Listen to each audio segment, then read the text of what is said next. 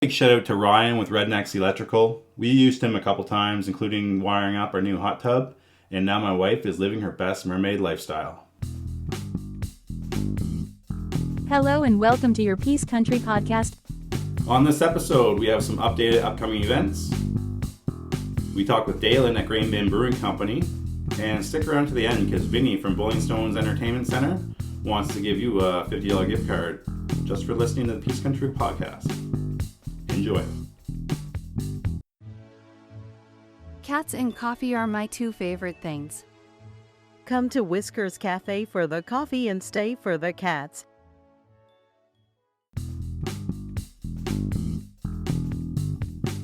And now for upcoming events in the Peace Country.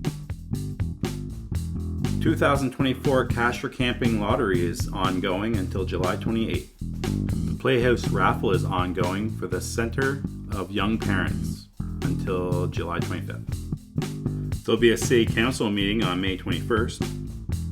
On May 25th, IG Health Management Walk for Alzheimer's. The 2024 Grand Prairie Stompede will be happening May 29th to June 2nd. Young at Art Photo Contest is ongoing. Deadline is Saturday, May 31st. The Peace Region Energy Show is going on at Evergreen Park, May 15th to the 16th. On May 26th, Alex McKenzie will be performing some comedy at the Grand Prairie Live Theatre. Showtimes are 7 o'clock and 8 o'clock. Early bird tickets are $24.95. The 10th annual Webster Show and Shine will be happening at the Community Hall on May 25th. And now rolling into June. On June 15th, Petra is playing at the People's Church. Jet Boat Racing Canada is coming to the Peace this summer. The race dates are Grand Prairie, Alberta, June 14th to the 16th. Hay River, Northwest Territories, June 21st to the 23rd. Taylor, BC, June 28th to the 30th. And Peace River, Alberta, July 5th to the 7th. On June 18th, Clint Black will be at the Ovintiv Event Center. At Better Than Fred's on June 14th, Finger 11. Tickets are $45 in advance. Friday, January 5th, The Lazies. Tickets are $25 in advance. August 10th, Biff Naked will be playing $40 in advance. Find out more at Better Than Fred's. And now rolling into July. 2024 TP Creek Stampede will be happening July 11th to the 14th. The Hat-tastic 40 Plus Parade will be happening on July 8th from 11 till 2, starting at 100th Avenue and 99th Street. July 27th to 28th, the Grand Prairie Regional Air Show. Tickets coming soon. And don't forget the last Thursday of every month at 92 Beverage Company, Cocktails and Vinyl. And Kokanee Comedy Night at the Great Northern Casino every Wednesday. If you have an event coming up and would like us to share on PCP, let us know at peacecountrypodcast@gmail.com.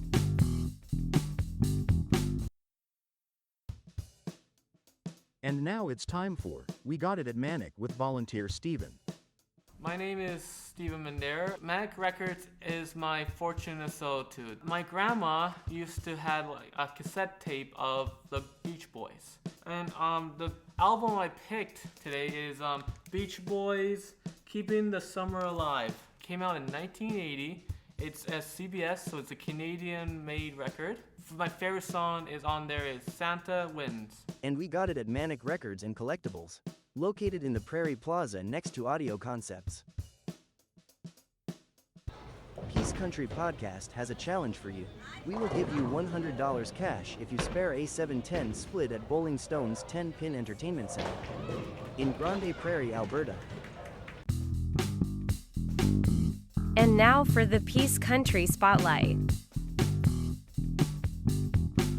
We are here in the tap room with Dalen at Grain Bin. Dalen, thanks for having us here. Oh, absolutely. So, what can you tell us about Grain Bin? Well, Grain Bin is a brewery, so we have a production facility as well as a tap room. So we make and sell beer not only to restaurants and bars and liquor stores, but also directly to the public. This is the 8th year that Grain Bin's been producing beer, and we are in our 3rd location. We've grown a little bit more and kind of changed what we're hoping to do, added the tap room, and increased our facility size. And yeah, we're very happy to be supplying the Peace region with beer and now spirits and wine as well. So what made you decide to start a brewery in Grand Prairie? We decided to start a brewery in Grand Prairie. It was very similar to, I think, the stories of a lot of the breweries that have popped up recently in Alberta. There was a legislation change which allowed for breweries to produce product and do it at a small scale. So in the past, there was legislation in place that you had to produce a certain amount of alcohol in order to maintain your liquor license. So that was pretty cost inhibitive to allow for small community-based breweries, just because the pure volume that they had to produce just to maintain their license meant enormous startup costs, as well as a lot of volume that they had to sell in order to just to maintain that. But when the legislation changed, we decided that if we could do something on a smaller scale, do it the way that we want to do it, then we'd be very interested in taking something that we started as a hobby with a group of friends and start to share it with the public in Grand Prairie. Is there a story behind the name? Yeah, for us, we wanted something that tied us to a location without anchoring us there. So the folks that are involved here at Grain Bin were all from the Peace region, and we wanted something that kind of showcased some of the more iconic scenes from the area. And so that's why our logo is a grain elevator. Those classic grain elevators, like the traditional wooden ones that you see, they're starting to disappear. And we thought using one of those iconic signs would tie us to the prairies and kind of like the history of farming and agriculture in this area. And grain is definitely used in beer. It absolutely is, yeah. Was there someone or other businesses that helped you get started? Actually, yeah, the entire industry is very very helpful.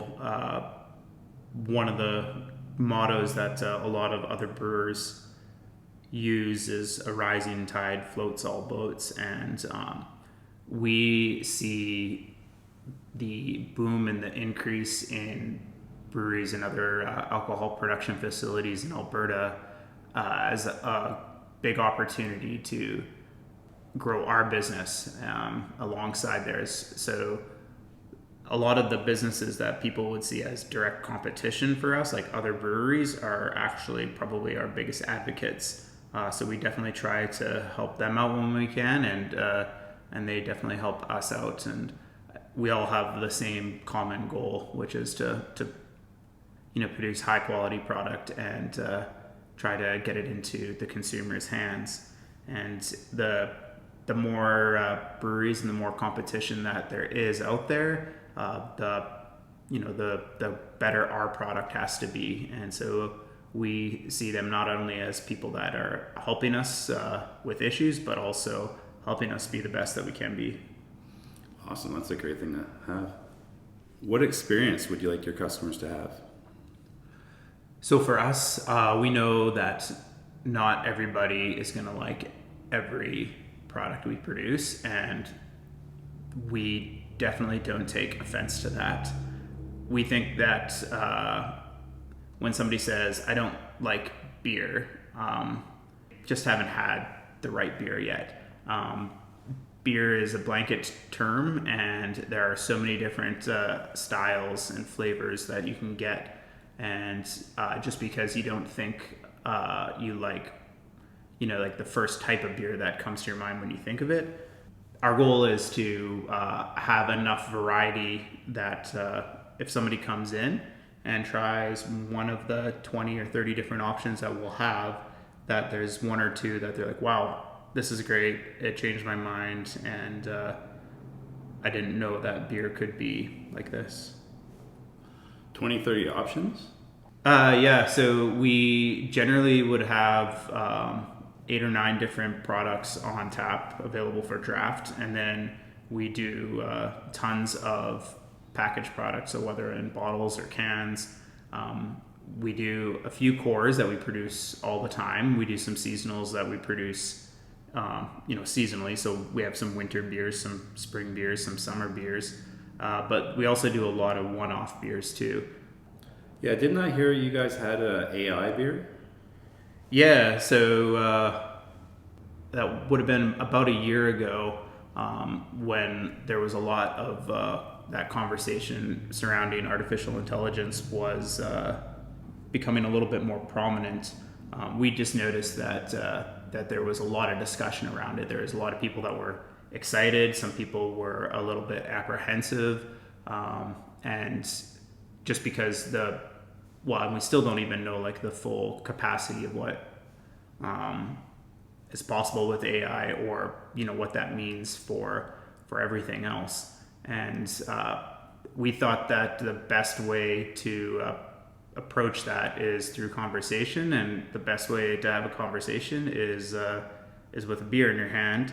And so the way we did that is we looked to different artificial intelligence platforms and had AI produce a beer from the recipe, the name, the label, all of the copyright for it, as well as all the marketing material too. So any sorts of advertising, even the price point and stuff like that was all determined by artificial intelligence.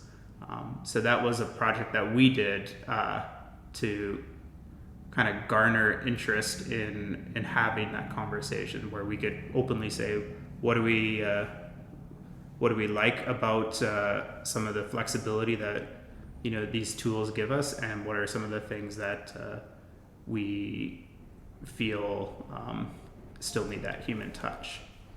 I never got a chance to try it. How did it turn out?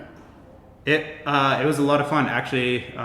We did have quite a few requests to produce it again, and so we actually do produce it still as a private label beer for the Sexsmith Curling Club. And you have one of the few pet-friendly patios in town. How does that work out for you? We do. So our patio is a recent addition over the last couple of years. You're allowed to bring any well-behaved leashed pet, and we've got some treats that we'll love to share with them if we can. If you've got pets that you like to drink with, bring them down to the patio. If the weather is nice, if the weather's not nice, you can still bring them down, and you can sit in the rain. And our tap room and patio is also kid friendly too. So we do have some options for kids or anybody else that is choosing not to partake in alcohol.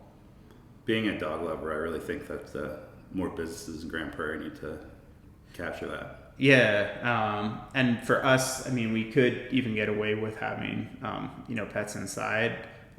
We just have too many friends that have allergies, and so we try to keep the pets outside, and still are more than welcome to be here. And then those who do struggle with allergies or whatever can have somewhere to go that they're not going to be sneezing all over the place.